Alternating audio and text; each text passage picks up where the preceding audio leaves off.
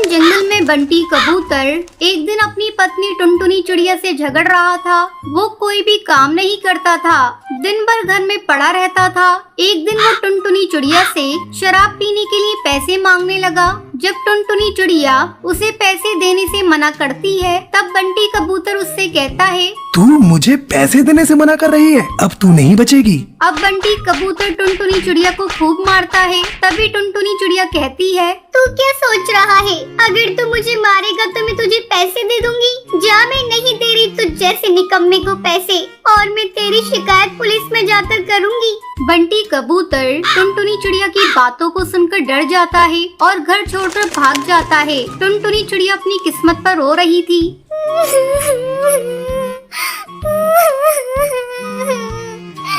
उसके रोने की आवाज सुनकर कालू कौवा वहाँ आता है। वो टुनटुनी चिड़िया से कहता है, टुनटुनी बहन, एक शराबी के साथ रहने से अच्छा है कि वो इस घर में ना ही रहे। तुम उसके लिए क्यों रो रही हो? क्या बताऊं कालू भैया, घर में अनाज का एक भी दाना नहीं है। अब समझ में नहीं आ रहा है मैं क्या करूं। कहीं कोई काम मिल जाता तो मैं कर लेती।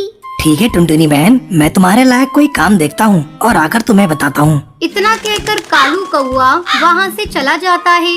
2 दिन बाद कालू कौवा फिर से टुनटुनी चिड़िया के घर आता है और टुनटुनी चिड़िया को काम के बारे में बताता है। टुनटुनी बहन, मैंने आपके लिए काम खोज लिया है, आपको कुली का काम करना होगा। ठीक है कालू भैया, मैं कल से ही काम पर चली जाऊंगी। अगले दिन टुनटुनी चिड़िया काम पर जाती है। वो एक पक्षी के पास जाकर उससे कहती है, साहब लाइए, मैं आपका सामान उठा लेती हूँ। तब वो पक्षी कहता है, जरा अच्छे से उठाना, इसमें बहुत कीमती सामान है, इसे गिराकर कहीं तोड़ मत देना।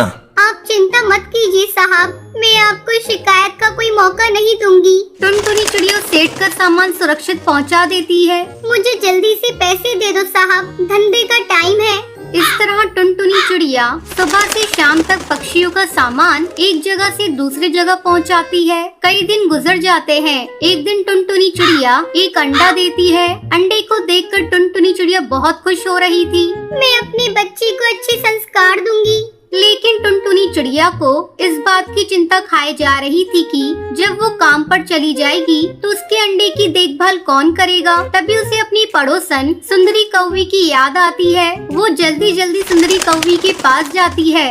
क्या बात है टुनटुनी चिड़िया, तू आज बहुत उदास दिखाई दे रही है। घर में सब ठीक ठाक है ना? जरा अपने ऊपर भी ध्यान दे, देख तो सूख कर कांटा हो गई है। चल अब बता, किस काम से आई है? सुंदरी बहन, मैंने एक अंडा दिया है। अब समझ में नहीं आ रहा है कि मैं इस अंडे की देखभाल कैसे करूं और काम पर भी कैसे जाऊं। इसलिए मैं आपके पास मदद मांगने आई हूं। क्या तुम मेरे काम पर चले जाने के बाद मेरे अंडे की देखभाल कर दोगी? बहुत आस लेकर तुम्हारे पास आई हूँ, मना मत करना बहन। टुनटुनी बहन, तुम चिंता मत करो, मैं तुम्हारे अंडे की देखभाल कर दूंगी। तुम निश्चित होकर अपने काम पर जाओ। आखिर हम पड़ोसी एक दूसरे के काम अब नहीं आएंगे तो कब आएंगे? अब टुनटुनी चिड़िया अपने काम पर चली जाती है और सुंदरी कौवी उसके अंडे की देखभाल करने लगती है। इस तरह कई दिन बीत जाते हैं और एक दिन अंडे से एक नन्ही चिड़िया बाहर आती है। शाम को जब टुनटुनी चिड़िया अपने काम से वापस आती है, अपनी बच्ची को देखकर टुनटुनी चिड़िया बहुत ही खुश होती है और सुंदरी कौवी से कहती है, सुंदरी बहन, अगर तुम नहीं होती तो मैं अपनी बच्ची का मुंह भी नहीं देख पाती। आज से मेरी बेटी पर तुम्हारा भी उतना ही अधिकार है जितना मेरा। टुनटुनी चिड़िया की ये बातें सुनकर सुंदरी कौवी की आंखों में आंसू आ जाते हैं। ये तेरा बड़प्पन है टुनटुनी कि तूने मुझे इस काबिल समझा। जब तक तेरी बिटिया बड़ी नहीं हो जाती तब तक मैं इसकी देखभाल करूंगी। तू आराम से अपने काम पर जाती रहना। अब टुनटुनी चिड़िया को इस बात का डर नहीं था कि कोई शिकारी पक्षी उसके गैर हाजिरी में उसकी बेटी को नुकसान पहुंचाएगा। टुनटुनी चिड़िया अपनी बेटी को सुंदरी कौवी के पास छोड़कर खुशी खुशी अपने काम पर जा